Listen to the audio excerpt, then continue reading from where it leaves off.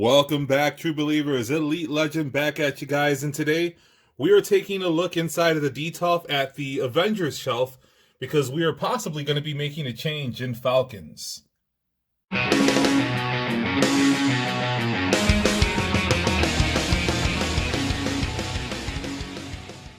True believers assemble. Elite Legend needs your help on deciding whether or not to replace the Toybiz Falcon from my Avengers Display with the new Falcon from the Joe Fixit Build-A-Figure wave.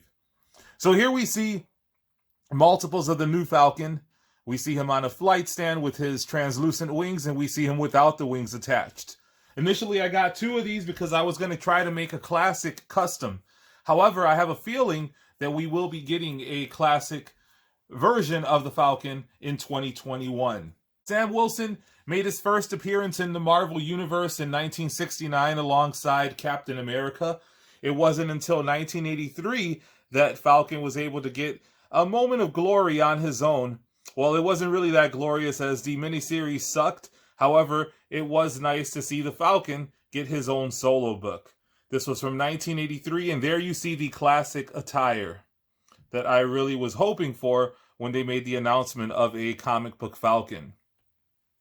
If you've been collecting Marvel Legends for a while, you know that we have plenty of classic comic book versions of Captain America, but no classic comic book versions of Falcon until now. Now, this isn't the complete classic look. This is a more modern rendering. However, was really excited to get him in the collection until I saw him side by side with Captain America.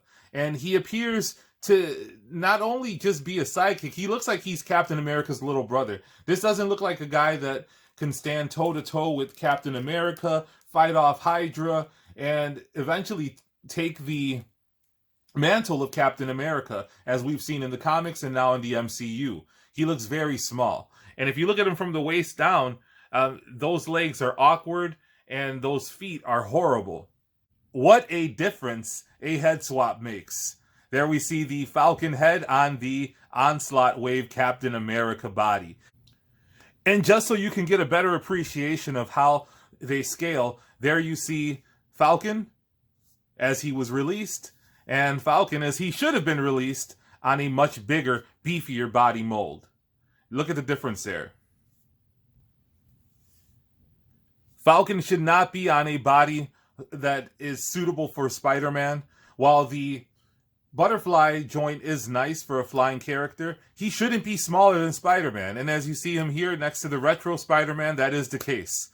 This is a terrible body for the Falcon.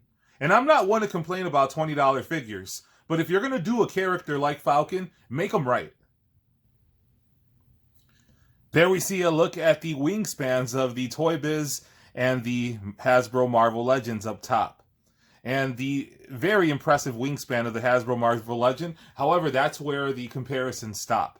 You take a look at the Toybiz and you see that incredible detail on the feathers, the shading, and the paint apps were always a strong point for Toybiz.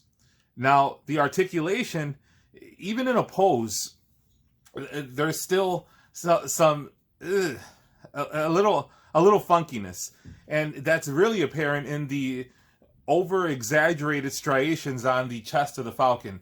I don't know how realistic that is. I don't think I've ever seen anybody with a pectoral region such as that. I've also never seen a man with wings in real life. However, take it for what it is.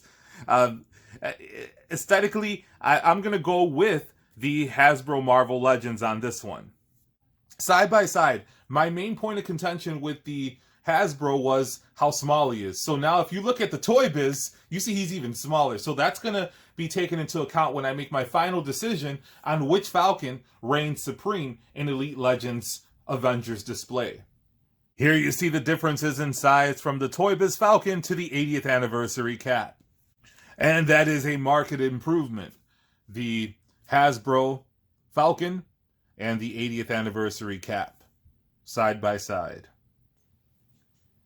Here we see Falcon next to my kit-bashed Red Skull, since we don't have a classic comic book Red Skull in our collections yet. Hasbro, please get on it for 2021.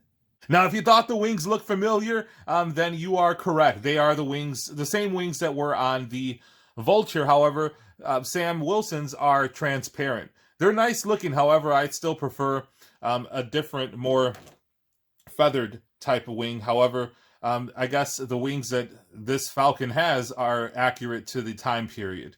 So if we do get a comic book Falcon, I want textured wings.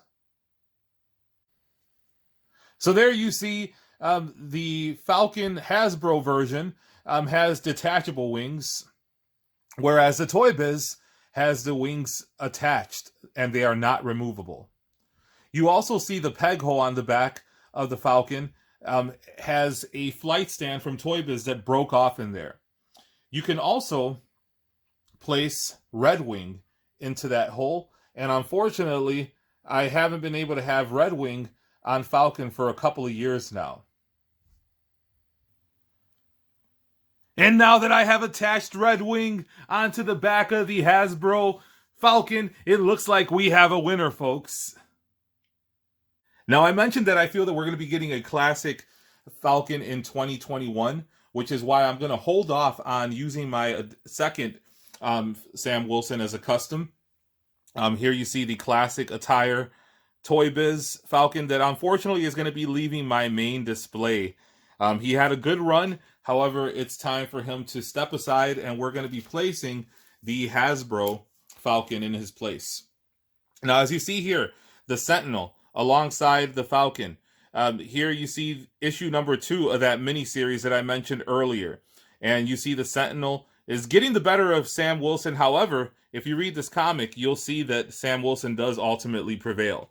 So 2021, we're getting a HasLab Sentinel. I also feel that we're going to be receiving a classic Falcon, hopefully in this attire, without the muscle striations and the awkward articulation. Now, before I leave you guys, I want to show you my main nitpick with the Falcon figure. Now, my main nitpick with this figure was how small he was, until I took a look at these boots again, and these are god-awful. They're massive and just ugly. Now, I know this is a character that made his first appearance in '69 and was a big part of the 70s. However, this is his modern interpretation. There's no reason for him to have these platform boots. These are awful. Let's get a closer look at those big old boots. And you know what they say about big boots? Big beak. All right, folks, so we started this video by removing the Toybiz Falcon from the Avengers Display to see if he would permanently be replaced. And unfortunately, that is the case. So here we see our final look at the Falcon alongside his Avengers mates. So it is very hard to say goodbye. However, goodbye, Falcon. So there you see Falcon taking his place in the main Avengers display. Let me know in the comments below, what do you think about this Falcon figure? Do you have him in your collection? Let's see who your favorite Avengers lineup is. What Avengers do you see missing from this display? Which Avengers do you want to see in 2021? Make sure you like, comment, subscribe, hit that notification bell, check out my Marvel Legends playlist, check out my Joe Fix-It Build-A-Figure Wave overview. And until next time, go ahead and make mine Marvel.